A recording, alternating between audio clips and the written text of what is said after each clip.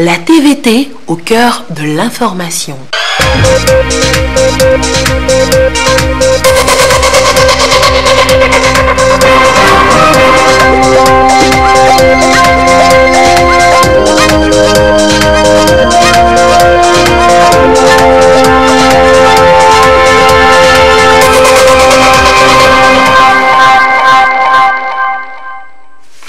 Bonsoir madame, bonsoir monsieur, voici d'abord les titres de ce journal.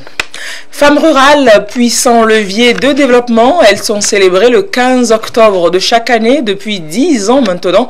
Au Togo, l'on pose pour cette célébration la réflexion sur leur autonomisation face aux enjeux politiques. Le message de la ministre dans ce journal. Et une autre célébration pour éradiquer la faim dans le monde, la journée de l'alimentation, l'opération Téléfood qui l'accompagne depuis 22 éditions, s'est tenue samedi à Lomé. Et puis les meilleurs élèves de Barkwasi dans l'Oti Nord, récompensés par la NJSPF. La nouvelle jeunesse, en soutien au président fort, a appelé les populations de la localité à sortir nombreuses, se faire recenser. L'enrôlement des électeurs débute pour la zone 2 le 17 octobre prochain. Et nous ouvrons ce journal dans les plateaux. La tournée nationale du ministre de l'Environnement était à cette étape. Le ministre André Johnson s'en va écouter les difficultés de son personnel et entretenir aussi les agents sur la nouvelle politique du département. Le point d'Atakpamé avec Silver Aboudjou. La gouvernance des ressources forestières reste un des défis à relever par le ministère de l'Environnement qui, à travers cette tournée d'instruction et d'incitation, entend écouter son personnel pour conjuguer dans une synergie d'action leurs efforts destinés à améliorer leurs performances pour l'atteinte des objectifs escomptés. C'est donc un cadre d'échange pour remobiliser les agents forestiers suite à la rencontre de Palimé, rencontre axée sur la gouvernance environnementale, un recadrage pour les amener à mieux s'engager dans leur mission pour le bon fonctionnement du secteur environnemental. Nous sommes arrivés à un constat selon lequel le ministère de l'Environnement et des Ressources forestières était dans une situation de contre-performance. Et on a choisi à l'époque une équipe, enfin une task force, pour se pencher sur les problèmes qui assaillent, dont nous souffrons au ministère de l'Environnement, proposer des solutions, des recommandations et au lieu qu'on le fasse, on prévienne les autorités régionales par des notes ou bien de manière administrative, nous avons donc tenu à faire cette tournée pour expliquer de vive voix à nos collaborateurs qu'il y a nécessité pour eux de changer de comportement de ces agents. Je leur ai dit que nous situons maintenant dans une dynamique de renouveau et qu'il faudrait qu'eux-mêmes soient les acteurs de la réussite de ce renouveau. Il s'agit également au cours de cette tournée entreprise par le ministre André Johnson d'instruire et d'expliquer au personnel de son département les orientations à opérer dans l'exercice de leurs fonctions en vue de l'accomplissement de leur mission sur le terrain dans le respect de l'éthique et la déontologie de la profession. Et nous restons dans le plateau avec cette visite du ministre de l'Agriculture à un éleveur. Il fait partie des tout premiers bénéficiaires du projet PASA. Urokura Agadazi est donc allé constater l'évolution de son cheptel. On voit cela toujours avec Silver Aboudjou. La première phase du projet d'appui au secteur agricole PASA a appuyé 170 éleveurs sur toute l'étendue du territoire national. Parmi eux, Essekienou Médénonkpo de la région des Plateaux. Éleveur de petits ruminants, ce promoteur a en 2014 bénéficié de 3 500 000 francs CFA, un fonds qui lui a permis de construire des bergeries améliorées et bien d'autres équipements pour renforcer son cheptel. Avec 340 actuellement à son actif, le promoteur salue les efforts du gouvernement qui lui ont permis d'accroître son élevage. J'avais commencé avec deux femelles et un géniteur. Et voilà que PASA est arrivé. PASA m'a aidé pour un fonds de 3 500 000. Donc c'est ça qui m'a soulagé et j'ai pu faire l'enclos, les matériels, j'ai fait un sterne et je recueille l'eau. Donc ce soutien-là, ça m'a beaucoup aidé. C'est donc un modèle réussi, selon le ministre de l'Agriculture, de l'Élevage et de la Pêche qui a fait lui-même le déplacement sur le site non seulement pour constater de visu son exploit, mais aussi apprécier ce parcours très élogieux du promoteur qui nourrit d'autres ambitions pour la production à grande échelle. Il est parti de rien, mais sur la base de la subvention du gouvernement togolais à hauteur de 3,5 millions. Aujourd'hui, il est un grand entrepreneur pour la filière de l'élevage. La simple raison, c'est qu'il a déjà engagé 3 bergers. C'est des jeunes qui ont été recrutés dans le milieu pour conduire en pâturage le cheptel que vous venez de voir. Mais ce qui est intéressant, c'est l'ambition qu'il nourrit au niveau de sa ferme. Une ambition liée à un accroissement de la production, parce qu'il sait que la filière élevage s'est établie comme une filière rentable financièrement, économiquement, mais rentable aussi parce qu'elle permet de mobiliser des jeunes formés dans les centres autour d'une production comme celle-là. C'est en cela nous voudrions encore le rassurer sur l'appui du gouvernement togolais pour qu'il porte aussi haut les nobles objectifs qu'il a. L'ambition du gouvernement est de faire des élevages commerciaux un secteur à fort potentiel destiné à promouvoir la croissance économique. À travers ces différentes initiatives, le gouvernement entend améliorer la production pour assurer la sécurité alimentaire en vue d'améliorer les conditions de vie des populations à la base. Et la journée mondiale de la santé mentale est célébrée le 10 octobre de chaque année pour amener les populations à mieux cerner les causes et les conséquences des troubles mentaux. Handicap International cette année a marqué la journée en différé par une causerie débat sur ces différents facteurs liés à la santé mentale. Détail, Yata Aratem. Ils sont environ 6 000 personnes vivant avec des problèmes de santé mentale sur toute l'étendue du territoire national togolais. Une situation qui interpelle Handicap International qui a initié le projet Santé mentale exécuté au Liban, à Madagascar, au Soudan du Sud et au Togo. Cette conférence est liée à un projet que nous développons ici au Togo qui porte sur la santé mentale et dont les objectifs sont d'une part d'appuyer le développement de politiques nationales de santé mentale et d'autre part d'agir sur les prestataires de services pour qu'ils puissent avoir une prise en charge plus efficace en termes de santé mentale et ensuite appuyer également la société civile et les associations d'usagers pour la prise en charge de la santé mentale des personnes vivant avec des troubles de santé mentale pour éviter le rejet et la stigmatisation. Isolement, rire sans raison, parler sans arrêt ou seul, manque de cohérence dans les propos, autant de signes qui doivent attirer l'attention pour une prise en charge efficiente. Pour éviter les maladies mentales, je dirais plutôt c'est une bonne promotion de la santé mentale. Il faut agir sur les déterminants de la santé mentale. Et il faut faire une bonne prévention, chercher des gens qui présentent déjà des vulnérabilités et les suivre. Il faut aussi bien soigner la maladie mentale. L'Église, en fait, a toujours accompagné les malades. Pour les malades mentaux, c'est la manière de les aborder. On ne va pas les juger, il faut les aimer.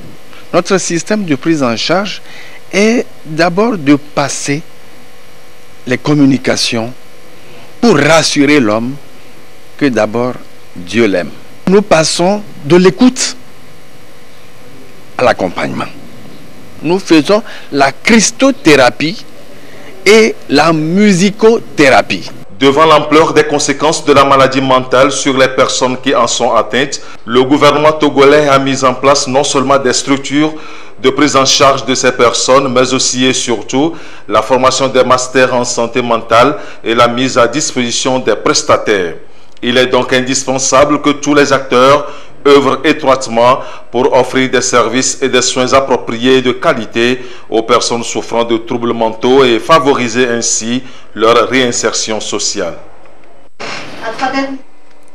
Et certains enfants et jeunes handicapés souffrant de troubles mentaux, vous l'avez vu, sont marginalisés. La Fédération togolaise des associations de personnes handicapées, la FETAF, met en œuvre un programme d'appui à leur inclusion. Mais des difficultés sont rencontrées dans l'exécution de ce programme. C'est ainsi que des assises ont été organisées à Ngochen et à Kara pour trouver des approches de solutions à ces problèmes. On en parle avec Nestor Mouzou.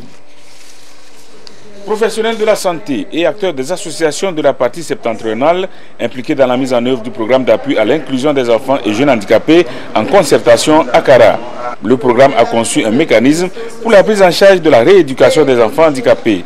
Malheureusement, le mécanisme souffre de dysfonctionnement et les résultats attendus ne sont pas au rendez-vous. Raison pour laquelle la FETAF, Fédération togolaise des associations des personnes handicapées, a tenu cette rencontre afin de réfléchir sur ce qu'il y a lieu de faire pour la réussite du programme. Ce que nous sollicitons de ces acteurs, c'est que désormais, ils puissent expliquer aux parents et aux organisations locales qui accompagnent les parents dans le processus de prise en charge de leurs enfants la situation de départ et pouvoir expliquer les besoins des enfants et fixer des objectifs clairs de leurs interventions.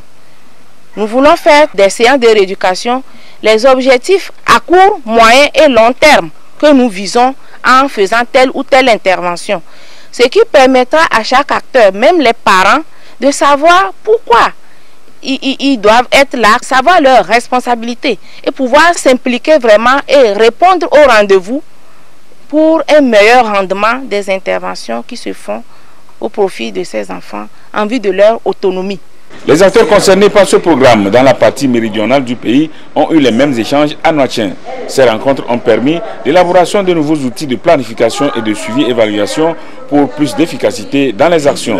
Le programme d'appui à l'inclusion des enfants et des jeunes handicapés est soutenu par le ministère de la Santé. Il est financé par la Fondation Liliane. Je vous le disais en titre, la nouvelle jeunesse en soutien au président Faure est arrivée à Barkwasi. Barkwasi, c'est dans l'Oti-Nord. Les bras chargés de prix d'excellence pour les élèves méritants, des tables bancs et beaucoup d'autres matériels didactiques pour les établissements scolaires. Un geste pour soutenir le chef de l'État dans son plan d'action sociale. Et faisant d'une pierre deux coups, la NGSPF a sensibilisé les populations afin qu'elles sortent nombreuses pour aller se faire recenser dans la zone 2 à partir du 17 octobre prochain. Désiré Aloy pour des précisions. À Barkwasi, dans l'Oti-Nord, c'est une manifestation de bon cœur constatée avec la remise des prix d'excellence aux élèves méritants. 12 enveloppes, 20 euros et d'autres kits. J'ai eu mon bac tout récemment avec mention et sur ce, je reçois ce prix comme récompense. Un prix de 30 000 francs et je suis vraiment très fier de ce prix. Sur ce, je remercie la nouvelle jeunesse et son excellence Faure et Sozumia Nyasungbe pour cette récompense. Tout ça ne peut pas se faire sans la citoyenneté, le civisme à pratiquer pour le développement du milieu et l'évolution de la nation togolaise. À l'endroit des établissements scolaires, 100 tables bancs, 272 boîtes de craie, 125 papiers RAM et une enveloppe globale de 800 000 francs pour les 2 lycées et collèges. Je dois sincèrement remercier le chef de l'État pour la recherche de la qualité dans le système éducatif. Donc sincèrement, c'est une joie immense qui m'anime aujourd'hui en réceptionnant ces divers cadeaux. Une volonté de la NGSPF, Nouvelle Jeunesse, pour le soutien au président Faure, pour soutenir le chef de l'État dans son plan d'action sociale. L'avenir se prépare aujourd'hui. La NGSPF, la donatrice, a demandé au corps enseignant le courage et le don de soi dans l'encadrement de la relève de demain et aux élèves l'assiduité, l'excellence, le respect de l'autorité et des parents. À la NGSPF, quand on parle, on agit. Et à l'instar de notre mentor, à l'instar de notre champion, son excellence M. Faure et Sozumia Nyasungbe, notre association se veut une association pragmatique, une association qui promet et qui réalise. Et ceci, nous voulons que franchement la relève soit assurée. Et pour avoir une assurance de relève adéquate, on doit passer par l'éducation. Et nous sommes très satisfaits de cette première édition de notre projet. Une rencontre à double signification. L'autre aspect, la mobilisation des populations à aller se faire recenser, ceci massivement à partir du 17 octobre dans la zone 2. Nous n'avons pas aussi manqué de sensibiliser la population si massivement réunie cet après-midi sur le civisme, en l'occurrence le recensement dans la zone 2 qui pointe à l'horizon. C'est pour la semaine prochaine. Donc nous avons demandé à nos parents, à nos jeunes, ceux qui avaient déjà eu 18 ans dans le passé, de renouveler leur carte d'électeur en se faisant recenser parce que les anciennes cartes électorales ne seront plus valables. Et surtout aux jeunes qui viennent d'avoir 18 ans de faire tout pour se faire recenser afin de ne pas voir leurs droits les échapper dans le futur. Une sensibilisation qui est bien tombée dans les oreilles de la population et surtout les jeunes qui ont l'avenir devant eux. J'ai 18 ans et moi je me prépare déjà pour aller me faire recenser. C'est un devoir pour tout un citoyen togolais d'aller se faire recenser le plus vite possible puisque c'est un devoir. Le ministre d'Amipi, Noël Depoukne et bien d'autres encore, cadres unir de l'Oti Nord, ont appelé les populations à être des acteurs, ambassadeurs de paix, cultiver le vivre ensemble pour favoriser la cohésion sociale favorable à la bonne formation de la relève de demain.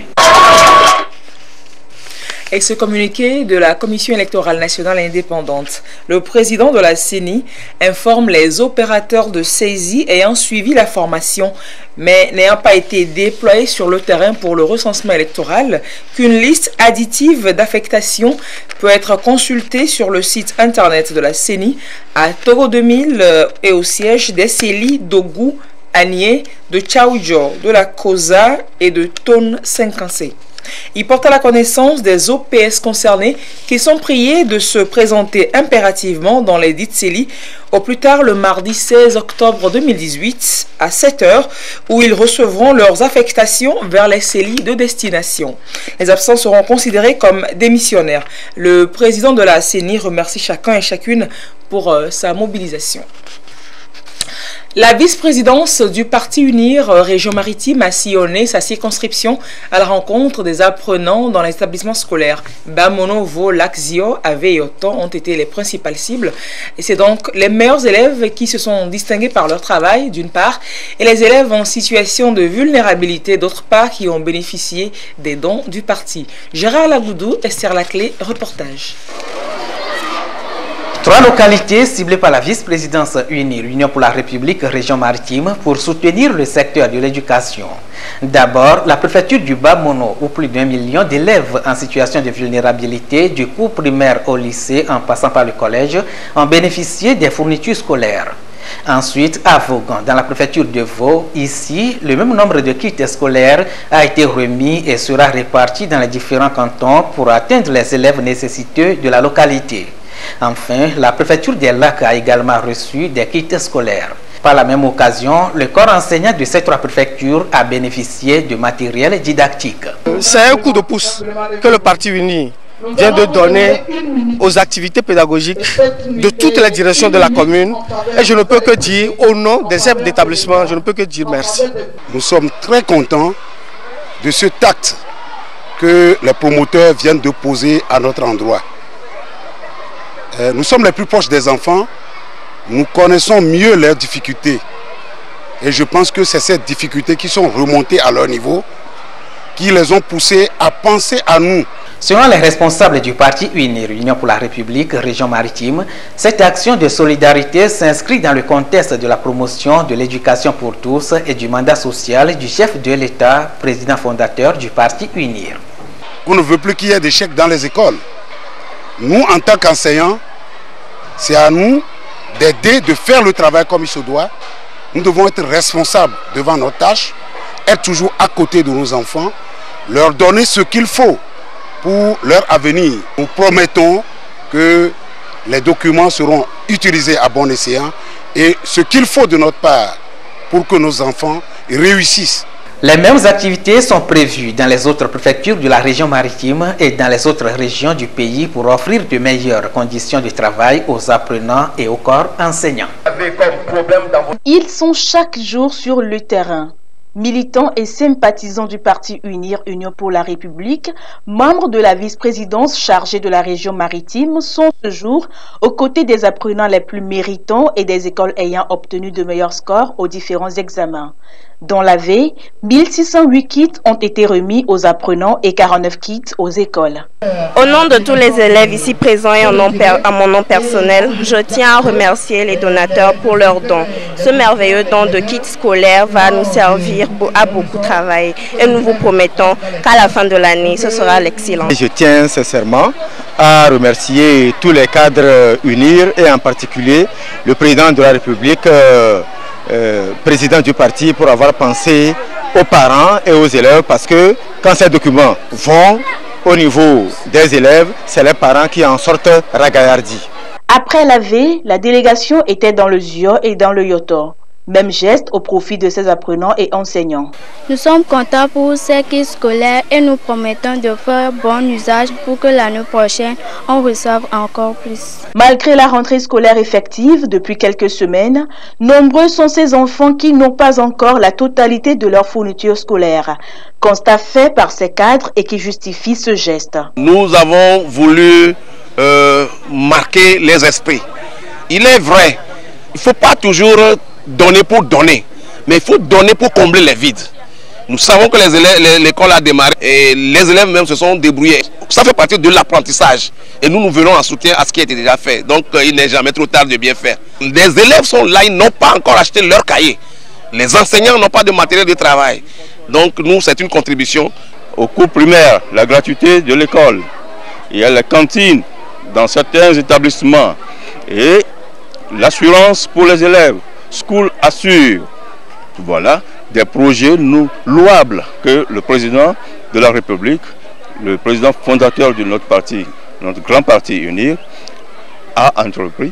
Et donc, les cadres UNIR de la région maritime ont bien voulu lui emboîter le pas, aider le gouvernement à alléger le fardeau des parents d'élèves. Pour la représentante du vice-président chargé de la région maritime, il est plus que primordial d'assister ces élèves relève de demain. Outre la V, le ZIO et le Yoto, 3 autres localités ont bénéficié de ces kits scolaires.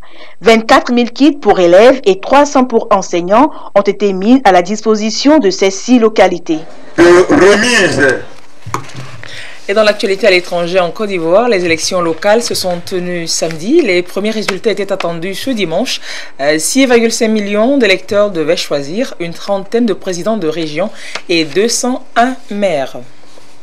Retour à Lomé, le volontariat international de réciprocité était à l'honneur de l'édition 2018 de la journée du volontariat français. Eu égard à la valeur ajoutée du volontariat international, les organisateurs dénoncent le volontariat à sens unique, c'est-à-dire de la France vers le Togo, et manifestent la volonté de voir de plus en plus de volontaires togolais accueillis en France. On voit cela avec Essoham Teouteou. France Volontariat, un cadre d'échange, de solidarité et de partage d'expériences. Et c'est justement la raison d'être de Alice Pouchin au Togo. Étudiante infirmière en France, elle est à la recherche de l'expérience africaine en soins de santé. Son stage à l'association Sage Afrique en est une parfaite illustration de la valeur ajoutée de l'action des volontaires aux communautés. Des stages conventionnés ou non dans le domaine de la santé nous permet de venir voir comment la santé se passe au Togo et de faire un échange sur nos connaissances, notre façon de fonctionner en France et de voir comment on peut s'adapter avec moins de techniques, moins de moyens. Chaque année, ils sont plus de 1600 volontaires français à atterrir au Togo contre 15 Togolais seulement envoyés en France et ce depuis 2015. Un volontariat à sens unique déploré ici à l'occasion de l'édition 2018 de la journée du volontariat français axée sur la réciprocité comme vecteur de l'ouverture au monde. Il y a l'envie à la fois politique. L'État togolais met de l'argent pour faire partie des volontaires. L'État togolais met beaucoup d'argent pour accompagner le volontariat national. L'État togolais donne l'ouverture aussi pour recevoir pas mal de volontaires ici. Vous voyez, c'est l'un des pays qui accueille le plus de volontaires. C'est qu'il y a des facilités à la fois en termes d'entrée, en termes de sortie, en termes sécuritaires. Mais de l'autre côté, pour sortir, pour aller en France par exemple, on a très peu de structures d'accueil. Il y en a qui pensent, qui se posent des questions, qu'est-ce qu'un jeune Togolais peut aller faire en France? On a vu des volontaires togolais tout récemment qui étaient en France, qui ont travaillé sur l'intergénérationnel. Vous avez des gens qui sont âgés en France, qui sont laissés dans des maisons de retraite. Il n'y a pas d'accompagnement. C'est sur des questions comme ça qu'on peut amener aussi la France à réfléchir par rapport à des problématiques, comment accompagner une vieille personne, comment parler à un jeune. L'ambassadeur de France s'est engagé également à être ambassadeur de la réciprocité du volontariat. Il a ému l'espoir de voir un nombre croissant de jeunes Togolais effectuer des missions de volontariat en France. Cette année, ce qu'on veut essayer de faire, c'est le maximum pour trouver des lieux d'accueil, des lieux de stage, des lieux d'épanouissement pour que des jeunes Togolais puissent venir en France exercer la même chose que les jeunes Français ici. Un vœu qui réjouit les promoteurs du secteur qui n'en demandent pas mieux. Outre la visibilité accordée aux structures d'accueil des volontaires, il y avait au programme des conférences et panels pour édifier le public sur le concept de réciprocité. Aujourd'hui, à la question de ce qu'on appelle la rentrée académique à l'école supérieure d'administration de gestion Notre-Dame de l'Église, rentrée sur un nouveau site à Avepozo. Il nous souvient, la première pierre était posée il y a quelques mois. L'infrastructure est prête, elle a été inaugurée suite à une messe dite en fin de semaine par l'archevêque de Lomé. Les points forts avec Rachel Aokou. Voici la nouvelle infrastructure qui va abriter à Avepozo les étudiants de l'École supérieure d'administration et de gestion Notre-Dame de l'Église ESAG NDE. Le bâtiment est construit sur une superficie d'un demi-hectare. Les travaux ont duré 15 mois et offrent au finish ce cadre attrayant, œuvre d'un architecte togolais. L'œuvre que vous voyez est une partie seulement de l'ensemble projeté pour le campus ESAG NDE d'Avepozo. Un ensemble de plus de 20 000 m² d'espace pédagogique et administratif. Les sœurs NDE sont particulièrement exigeantes sur certains points. La solidité du bâtiment, parce qu'on construit pour être durable. Quand vous voyez les structures qui sont là, avec des épaisseurs de murs dépassant parfois les 20 cm, quand vous promenez dans ces salles de classe, il n'y a point besoin de ventilateur ni de climatiseur. Tout est parfaitement bien aéré, parce que bien orienté. Pour les ESAG NDE qui met sur le marché depuis des années des hommes et femmes qualifiés et pétris de talent, c'est un défi de taille qui vient d'être relevé. J'éprouve un grand sentiment de joie, de satisfaction, de savoir que la localité d'Avepozo est enfin dotée d'une structure qui pourrait permettre aux étudiants et étudiantes de vraiment suivre leur formation dans des cadres agréables.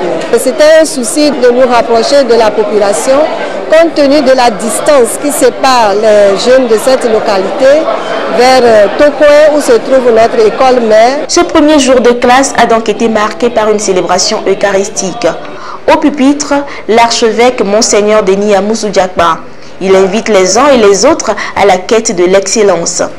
Laissons-nous toujours conduire par l'Esprit Saint, l'Esprit du Père et du Fils, l'Esprit qui nous sanctifie et nous donne la force de témoigner du Christ partout où nous sommes et œuvrons pour la cause du règne de Dieu au quotidien. Confions-lui cette nouvelle année académique où nous sommes tous appelés à donner le maximum et l'optimum de nous-mêmes, en un mot, à avancer toujours au large de l'excellence.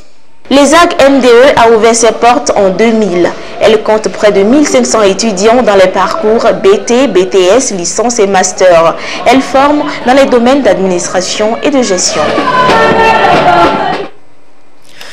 En prélude à la célébration de la journée mondiale de l'alimentation, célébrée donc le 16 octobre de chaque année, une caravane a sillonné les acteurs de Lomé samedi.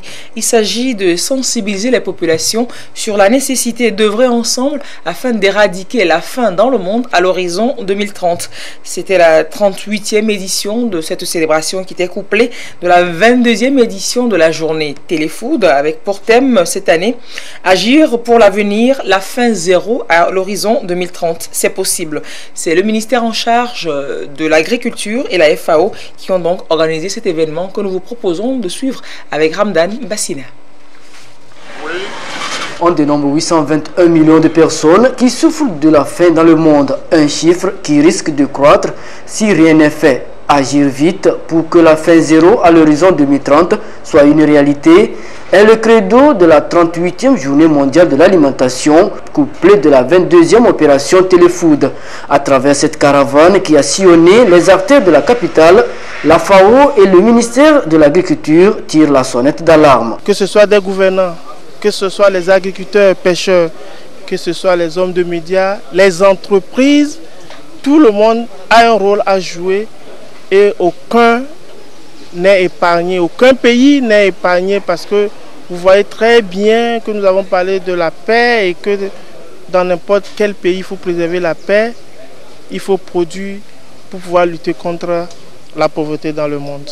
Comment parvenir à faire baisser la menace de la faim devant la triple équation des changements climatiques, de l'immigration de masse et des conflits armés qui tiennent à respect le monde entier? Au Togo, différents projets et programmes sont mis en œuvre pour assurer la sécurité alimentaire. Néanmoins, des efforts restent à faire et chacun est appelé à apporter sa contribution. Aujourd'hui, nous avons voulu faire cette caravane pour susciter les bonnes volontés pour qu'ils puissent contribuer, pour que la FAO puisse continuer à appuyer les pays à mettre en œuvre les micro-projets de production au profit des producteurs vulnérables.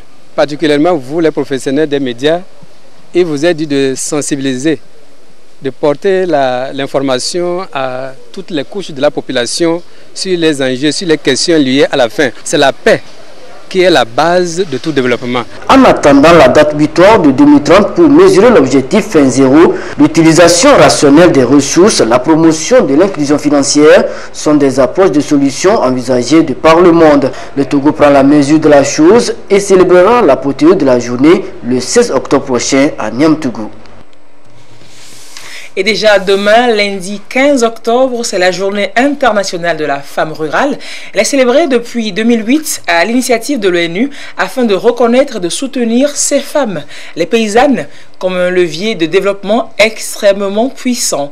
Dans un contexte où l'autonomisation de la femme revêt une importance capitale pour éradiquer la faim et la pauvreté, le message au Togo de la ministre de la Promotion de la Femme résonne comme un appel aux acteurs de tous bords pour des actions fortes. Les grandes lignes de ce message avec Pierre Soussouplou.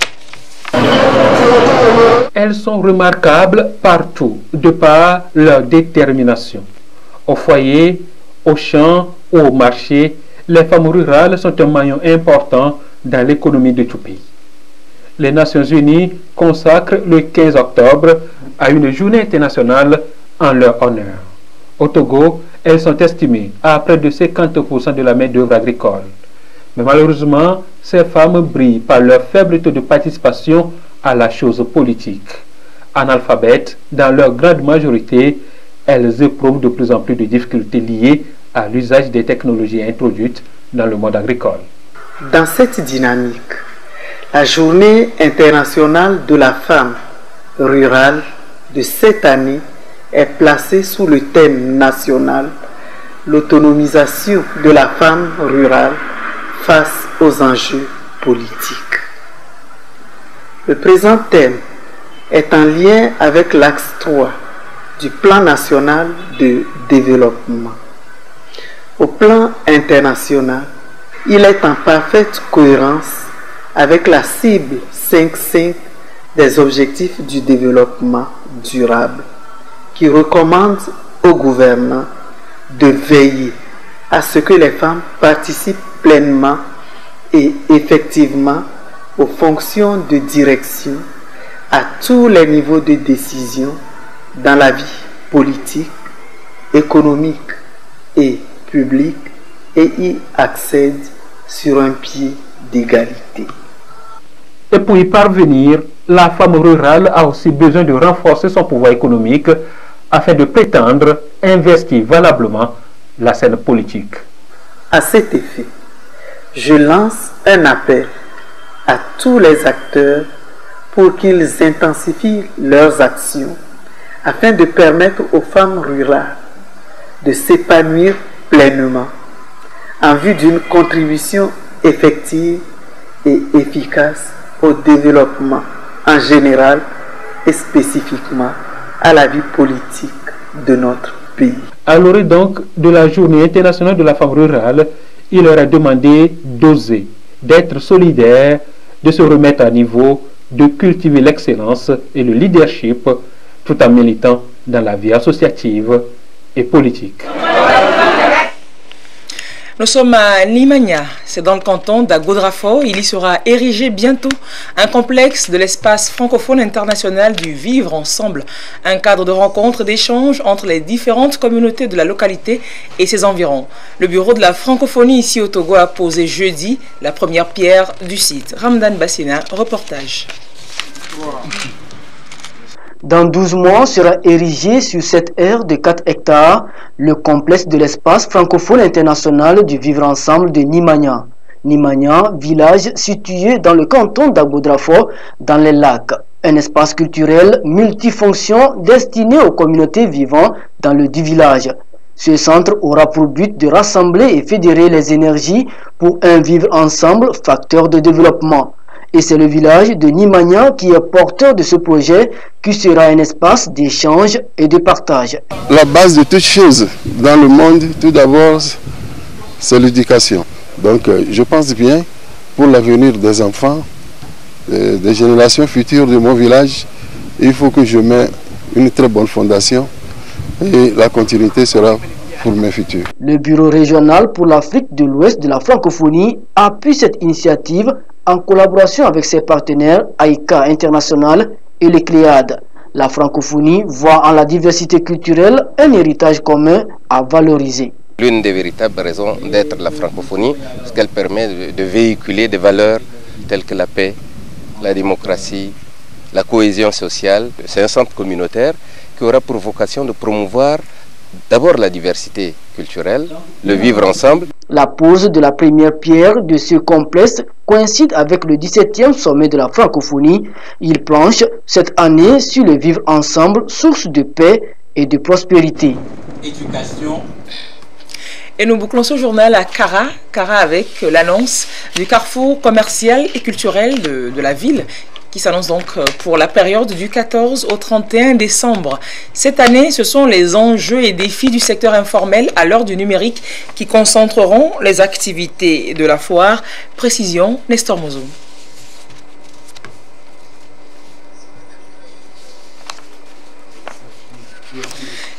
Nous vous proposerons donc ce sujet dans nos prochaines éditions. Merci d'avoir suivi le journal ce soir. À 22h30, vous serez en compagnie de Yata Aratem. Très belle soirée avec les programmes de la télévision togolaise. Au revoir et à bientôt.